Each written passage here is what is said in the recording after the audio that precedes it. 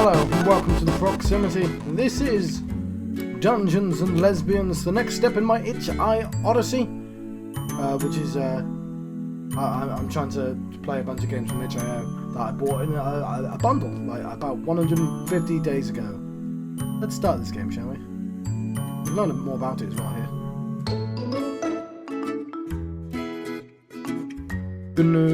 I'm gonna press to start because time is against us.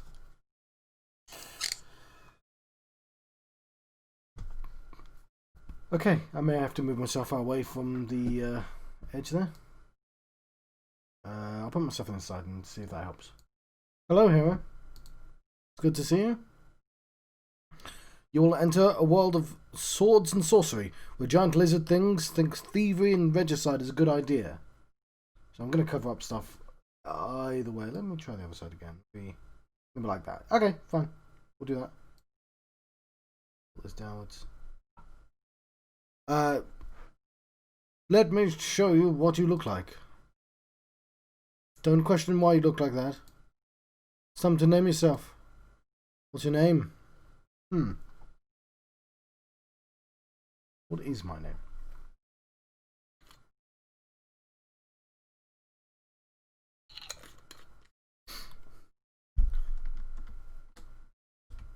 Proxy. It's close enough.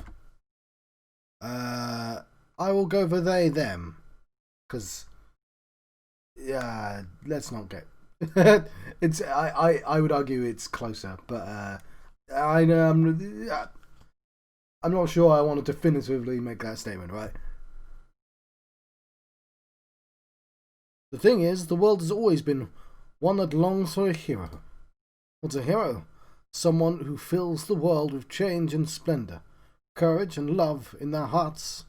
But remember, a hero isn't one person. No man is an island, or so they say. I might recommend you to build up your relationships. Be in touch with your heart, so you can touch others.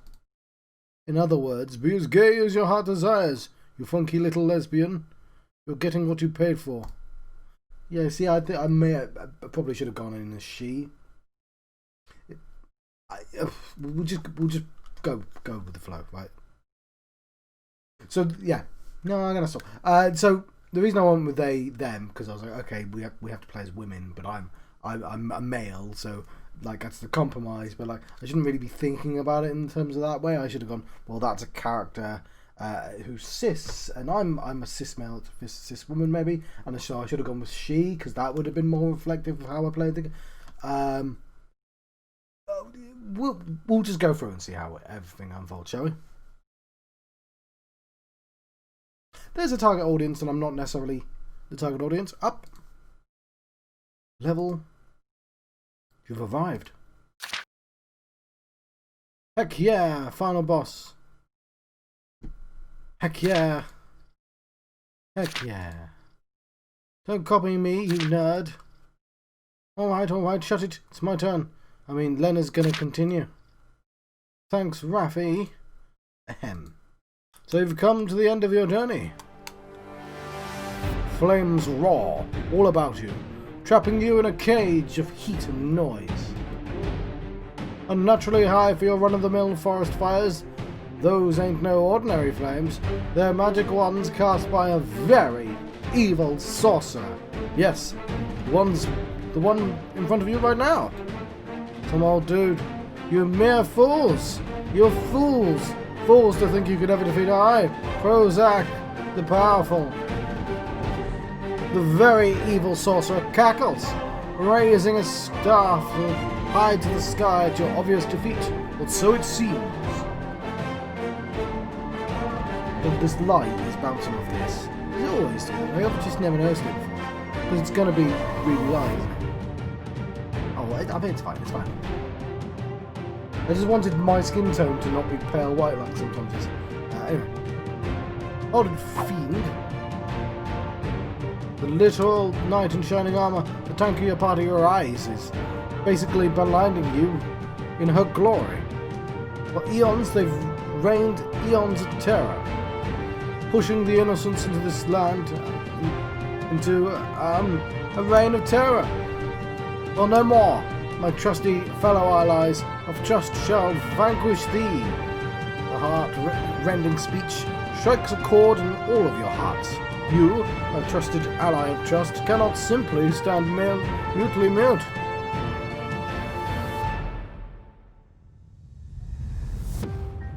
Hang on. Oh no! Thought it'd repeat it. Hang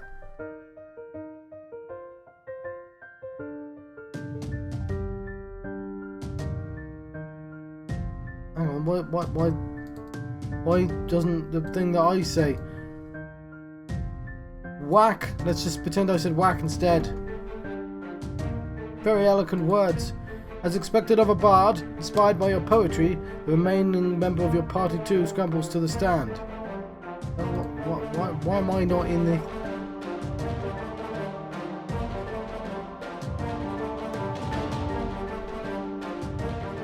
With newfound unfamiliar valiantness, she points an accusing finger at the very evil sorcerer.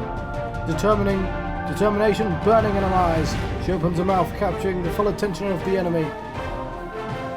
I have no part in this. I'm actually just in it for the money! In fact, she offers 10G to attack your party instead. Silence reigns across the dungeon. The sorcerer ponders the business offer.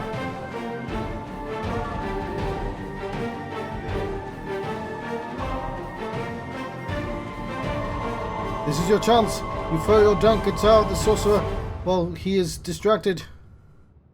You, a brilliant strategist, devise perfect plans that you execute immediately.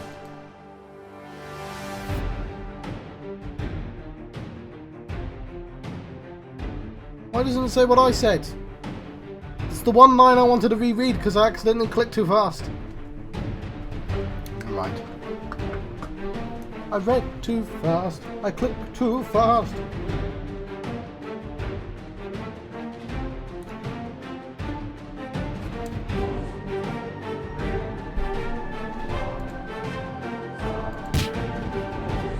Jank guitar smashes into smithereens on the very evil sorcerer's head. You gain plus 10 punk. You also shed a single tear for the dank guitar's sacrifice. The very evil sorcerer falls to his knees. Now it's just the time for the final blow. The paladin raises her brave sword, the hunter her bow, and you have nothing after smashing the dank guitar, so you don't really do anything. With a flash of blinding light, the evil ruler of this land is no more. Finally, the evil has been defeated. The dungeon is quiet. The roaring of magical flames extinguished along with the sorcerer's defeat. The adventure, the quest you've spent together, is over. This land shall suffer under his iron fist of cruelty no more. Thinking that should clear your hearts, but for some reason you feel a sense of emptiness within you. Have you ever felt a sense that something is missing? Like there's a hole inside of you have to fill. This empty feeling. You know what it is. Hunger. What? What? We're taking a break. I want sandwiches. Ignoring your friend's protest, your GM strolls leisurely, or leisurely if you prefer, to her kitchen. This D&D session can't really continue without her here, so you just stew in silence. Well, I was getting a bit tired. It's due for a break. Having become interested in D&D lately, you and your friends have been pretty into this nerd crud. Speaking of, what had you decided to name your character? Give your very cool character a name.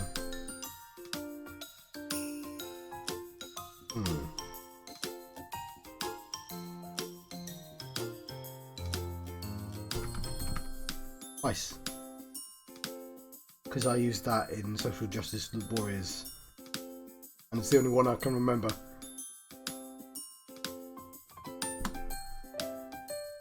Yeah, no, you actually named your character Sir Swaggerballs.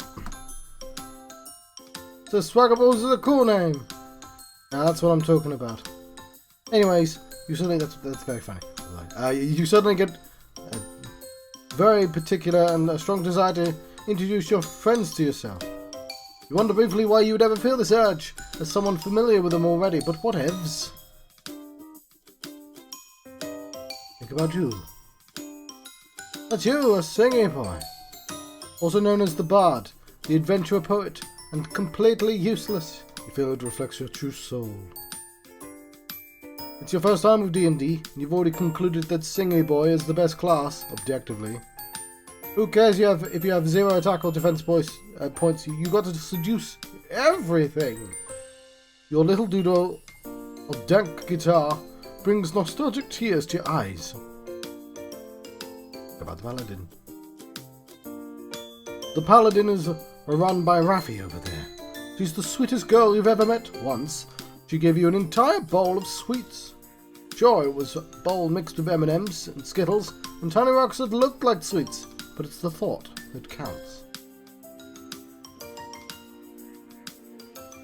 The hunter is run by the gremlin over there. Her name is Gwen, and she's small.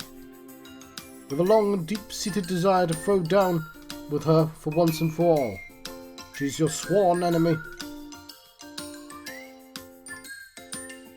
This campaign is run by Lena, who just went into her kitchen. It's what you call cool. She's what you call cool and aloof. Maybe a bit of a mum friend. Since she's got her own place. That's where you're at now. She always chides us for leaving milk out in the open. You also suspect she's secretly a genius.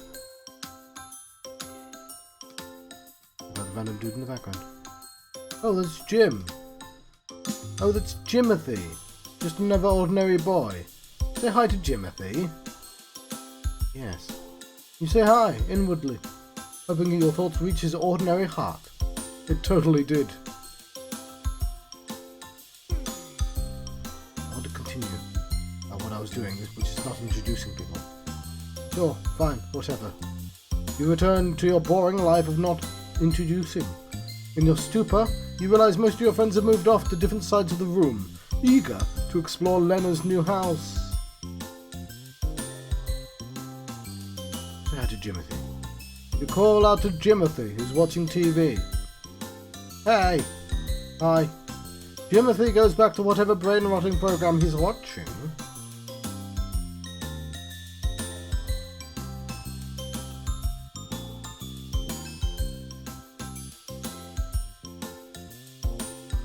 She is small. If you think you've bitten me with your sick-ass guitar smashing, you're wrong! What an annoying brat.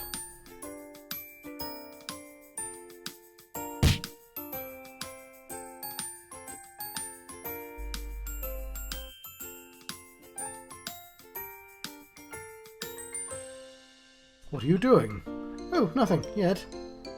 Say, have you watched Infinity's Wars yet? No? Captain Iron dies. You no longer want to make small talk with Raffi.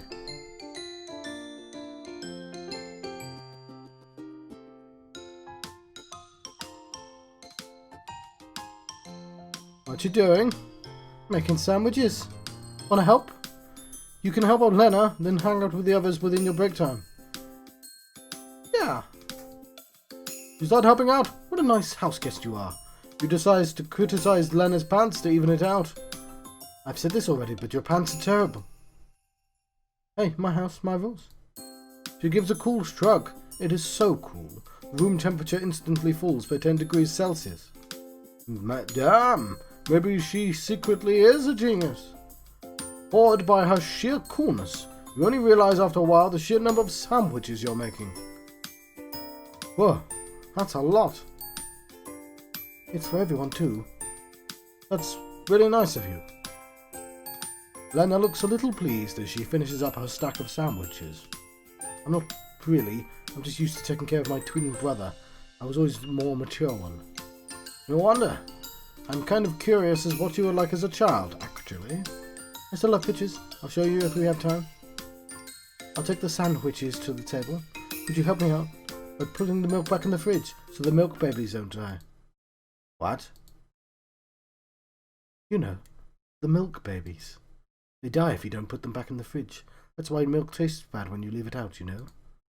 Lena chides you gently as she leaves you in abject confusion and more confusion. Milk babies. Could it be Lena's dumb? Ha! No. No way. No way, you say. The mystery it nags at your mind. There's no way she's not actually smart, right? Mystery of Lena added.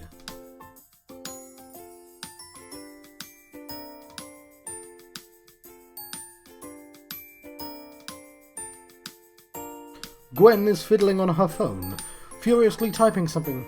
You vaguely catch some photos flash past her screen. You have time to sit down and figure out what she's doing before hanging out with the others within your break time. Did I do that? Yeah. Take your seat back at the table.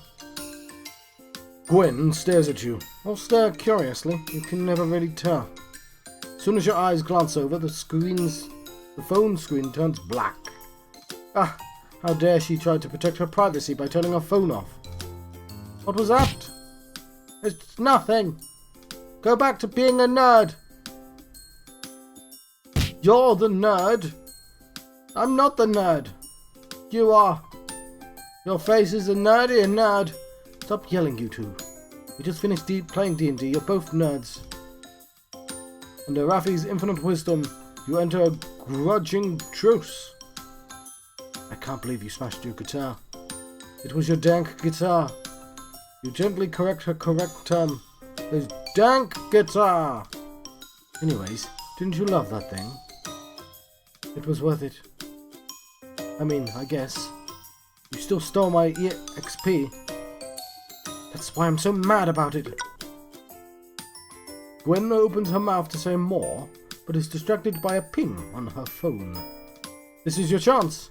You may be a complete idiot with 2 remaining brain cells, but you have a sharp eye for chances. What are you even looking at?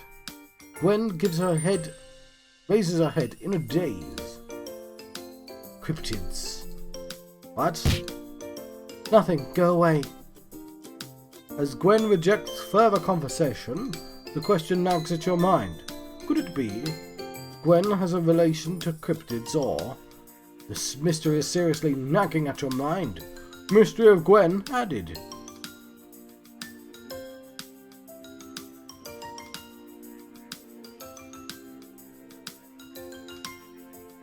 What you doing? Oh, you know, just resting. Want to chill with me?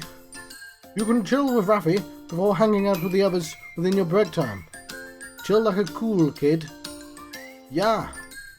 You oblige, gently placing yourself next to Raffi. The cushion you're on bends from your weight. How you doing? I'm having fun. That's great. I don't really care, but that's great. Contrary to her words, you spot a small grin in the corner of her lips. When she turns back to you, it is smoothed back into her usual peaceful, laid-back smile. Peaceful and laid back like usual. Want to help me draw on Lena's bathroom mirror with permanent markers? Offer to help decorate her friend's house? How thoughtful! You're touched by this kind gesture of Lena. I do agree to help. It's the duty to help such a thoughtful deed. You get up on the couch, tagging along with Raffi to the toilet. Or so you're about to until a wild Jimothy blocks your way. I ain't afraid to let you do that, Raffi and Proxy. Yeah, I should have probably picked a more human-looking name, shouldn't I? And who are you to stop me, someone who owns this house? That is a lie. All 3 of you know full well this place belongs 420% to Lena. But Jimothy doesn't give a single heck. That's not what that line says, John. Well then, what are you going to do about it? Her tone is challenging, insulting even, but somehow it's Jimothy's responding gaze that sends goosebumps along your spine. Raffi, I know that you know that I know a lot of things about you, like your true identity. Pfft, like what? Whenever. A heart emoji. No, when your heart emoji?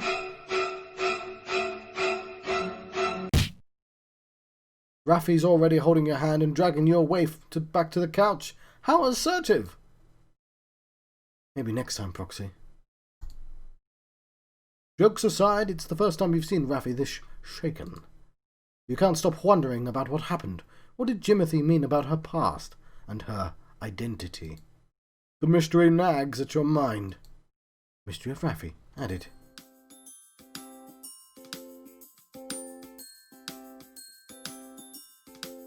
I'm done talking to people. Just as you figure you're done talking to your friends, a wild Jimothy approaches. You briefly wonder if this is how wildlife encounters feel. Hey, Jimothy just nods back. You realise you don't know anything about Jimothy. He's always there when you come over to Lena's house. Lena just introduced him as Jimothy when you first met.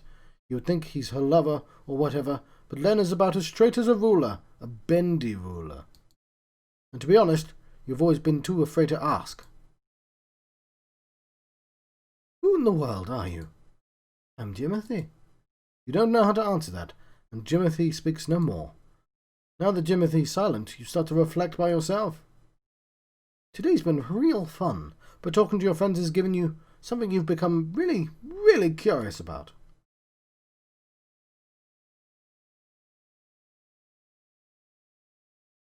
The mystery of Lena and something about milk babies. You guess you'll do your best to figure that out. Your inner monologue is interrupted by Lena's voice and also a pile of sound widgets. Hey everyone, get your asses here. Intermission's over.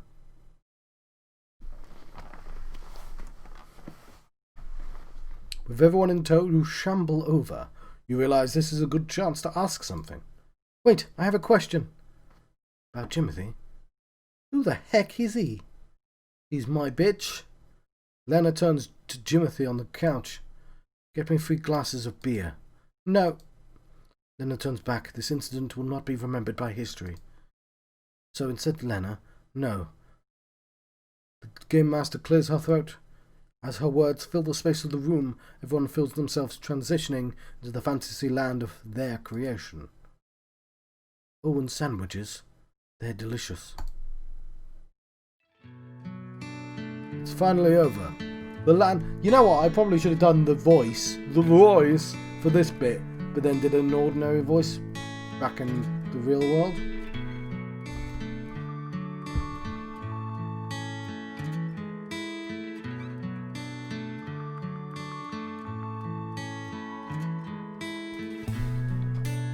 It's finally over. The land is free. You're free from the heavy burden this world has placed upon your shoulders. No more innocent blood shall be shed. No more civilians shall cry for mercy. The evil sorcerer has been felled. As you emerge from the dungeon cave place thingy, you shield your face against the blinding light of the sun. Wait, isn't it night?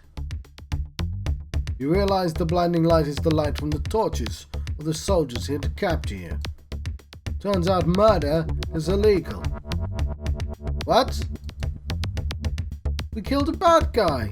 I mean, we vanquished an evil foe. For justice. Hey, get out of my face. According to the law, murder is illegal, but ruling your land with evil sorcery and threats isn't. Curse outdated laws created for those in power that makes no sense in its application. Is that a thesis statement right there?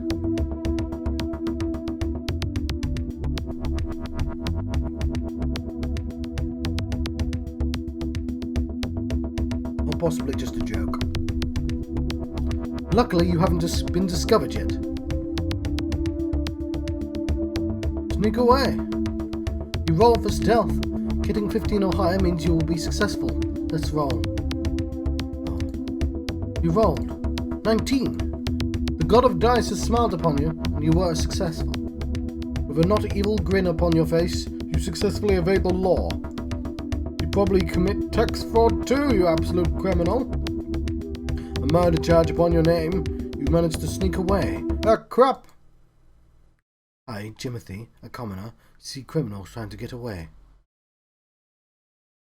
Alerted by a nameless commoner, the soldiers immediately zero in on you and your friends. I mean, what? We rolled success. That should be an success against Jimothy as well. As the soldiers cast a sleeping spell on you, the last thing you see is Jimothy. I'm sorry, Lena's friends. You know I had to do it to him. Why is he here? I wanted to feel included. And I let him, because I'm the Game Master. Curse the almighty power of the Game Master. There is absolutely nothing you can do. Moving on. You all wake up in prison. You all also curse Jimothy. Your Game Master kindly reminds you that stabbing Jimothy is not allowed. We need to break out. You will wholeheartedly agree. Unfortunately, without your trusty dank guitar, you feel a little down as a bard. But your line of bards was born to be free. In fact, you couldn't even wait 9 months to be born. You came out in 7. Everyone that tells you that's not a good thing is a hater and should be ignored.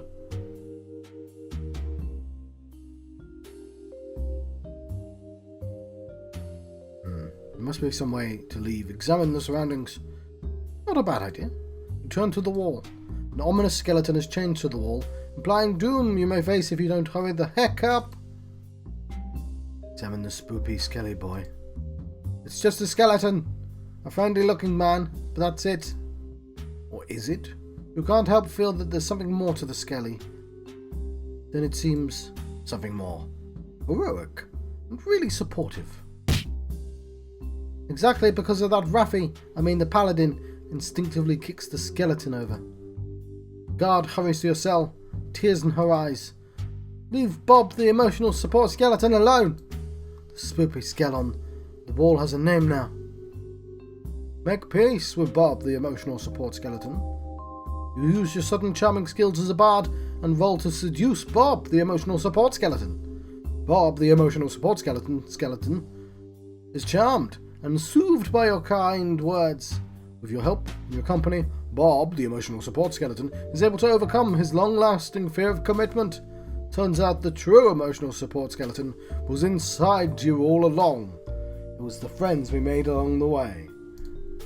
Now, willing to be brave under your new friendship, Bob, the emotional support skeleton, begs to propose you his boyfriend. Everyone, especially the guard, is extremely touched by the turnout of this event. Good job. The guard, moved by your compassion, agrees to help. The truth is, this place has no key. What? The guard explains that this particular cell has been enchanted with a powerful spell. So unnecessarily powerful, everyone wonders why they did that. The only way to open it is to reach the time for judgment, or to obtain that. That? Explain that, wench. Much to your surprise, a low laughter emerges from the cell beside you. That, huh? How foolish. No one has seen that in centuries. Quiet, prisoner. Pray tell, what is that you speak of? What's the point of knowing something you can never have? Very well. I like the look in your eyes. That is GF. GF! It's Guardian Force. I've played Final Fantasy VIII. I know what GF stands for. I see. GF. Ah, of course, it was the GF. Pretend to know what it is. A GF, huh? I knew it all along. You act very convincingly. It's true, that's impossible. No one has seen a GF in this land for ages. In fact, I'm pretty sure it's against the law now to make a GF or bring a foreign GF here. What's the deal with the GF in this land? Does this place discriminate against girlfriends? Though you could always make them in private. A whole bunch of GFs, that is. You want to do that? How do you do that? You really need to know how to do that. Seeing a GF is enough for me to arrest you. They're dangerous after all. Guns and firearms, that is. Oh. You knew that. You totally knew that all along, yeah. From the way your friends avoid your gaze, it seems they were clueless as well. Well, studies from long ago shows that GF violence is directly linked to the availability of GFs. Only a really stupid country would allow GFs while knowing that. Right? Ha ha ha! Unfortunately, shading a certain country has made trial time arrive. Curse the illusion of the passage of time. You even tried blowing up the wall in a last-ditch attempt. It doesn't work. The guard looks at you with this really shameful pity that makes you avoid her gaze. As you are led away by the guard, you ask the mysterious stranger one last question. Wait, tell me, what is your name? You hear a low laughter. My name? Jimothy. Okay, break time.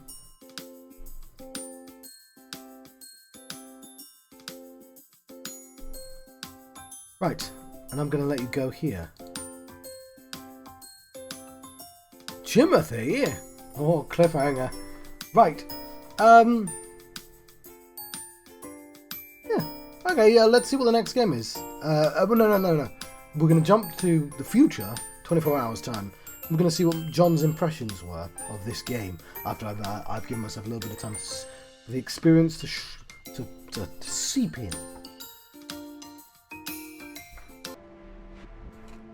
Right, I'm going to start talking about Dungeons and Lesbians. These are my impressions. You might notice an X on my face. That's because it turns out my original version I recorded of this, the mic had been muted. And was the case for the last two videos as well. This is the last one. I did figure it out immediately after this. Not immediately, but like anyway, let's talk about Dungeons and Lesbians. So, as visual novels go, this has probably been my favourite one. Now, one of the reasons for that is, like the more serious ones, sort of don't tonally fit with me playing it for half an hour and talking on top. So there's ones like there's quite a lot of LGBT ones, which I guess this counts as, and of course there's a sort of I'm a white cis British dude in my 30s. I'm not really the core audience, but like there's always something I can learn from it, right? And obviously I support the idea of media being made by kind of niche audiences, right? So it's a wonderful thing. But when it kind of veers on the more serious, like I go, well, I'm clearly not really giving this the respect that kind of deserves, especially with the half an hour. Was this, at least at the start, tonally starts off a little bit sillier, and there's a sort of space I'm more comfortable with. So just that alone made the 30 minutes really easy to play. Like, just, it was a breeze. Like, it's probably the closest I've been to going, yeah, I'd probably go back and complete that. I'm not going to, but only because I'm trying to play like 1,000 games or something, half an hour each, and that's like a really tall order, and I'm really only keeping my favourites. I did have a maybe folder, but I've since deleted it because I'll remember.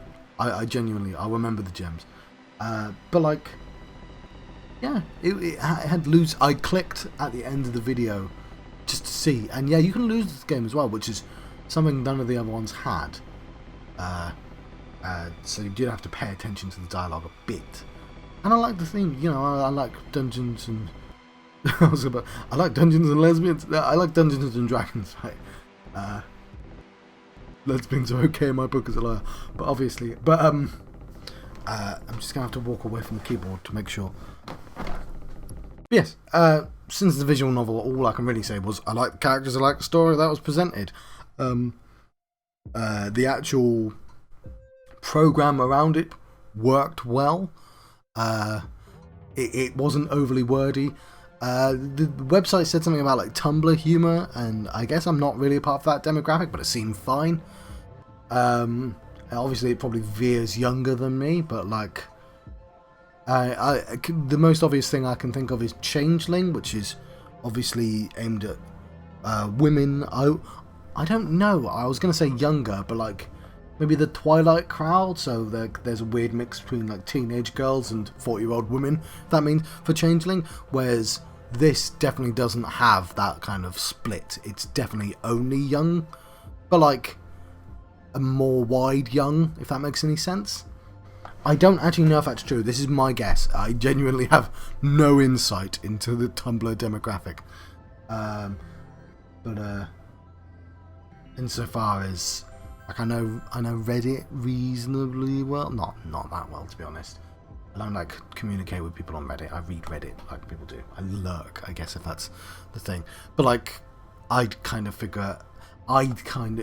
like Reddit and Tumblr have a sort of male female kind of split, but like I know that's not true for Reddit. It's just like, yeah, it's hard to say. Anyway, I'm not here to talk about Reddit, bloody hell, or Tumblr, but I'm just talking about demographics and the sort of feel, right? And like if you think about like Homestuck, Homestuck is it's a webcomic, but it's very Tumblr-y, because Homestuck technically isn't for young people. Like technically it has nudity in it. It should be it's 18 and up at the very least. But like the fan base definitely is teenagers. And obviously if you think about violent movies and stuff, to fan bases like Michael Bay and stuff like that, fan bases are younger than they should be. Anyway, I don't know why I'm talking about that stuff. Normally when I do it, it's because I'm distracted. But I guess there technically isn't that much to talk about with this. I'm just sort of saying I liked it. I'm happy that it exists, which is always really condescending to say, and I don't mean it in a condescending way, but I guess it is condescending. It's good for you for existing. I pat an invisible person on the head who's... I mean, I'm quite short, so they'd have to be... I don't know why I'm explaining this. Yeah, it's condescending, and I'm making a game. It's probably not going to see anywhere near as many people as this game sees. So, like, I don't know why I'm even Tony, John, you're digging a hole. I like the game. I might even go back and finish it one day, or at least try a little bit more. Who knows? But like, it's not in my saved list of stuff. But hell, it's close. It would have been in the maybe had I still had a maybe folder. Anyway, let's jump back to the past to see what the next game is, shall we? Right, that was Dungeons and Lesbians. Mildly dating your BFFs in the midst of a game of D&D. Our next game is going to be From Orbit, a quick and light single-player action RTS. By Tentacle Head Games, let's have a closer look, shall we? Right, it's From Orbit. From Orbit, you'll manage a crew of small spaceships stranded deep. Oh, it's free at the moment as well. But it was at $10.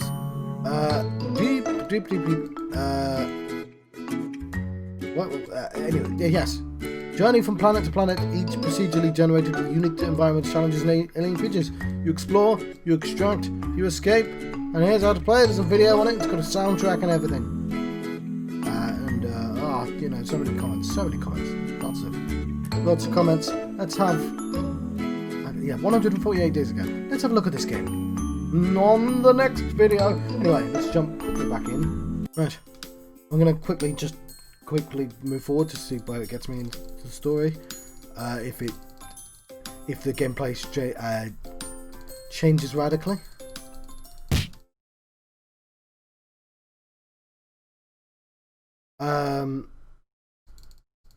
It's probably not, and this is probably kind of disrespectful way to check.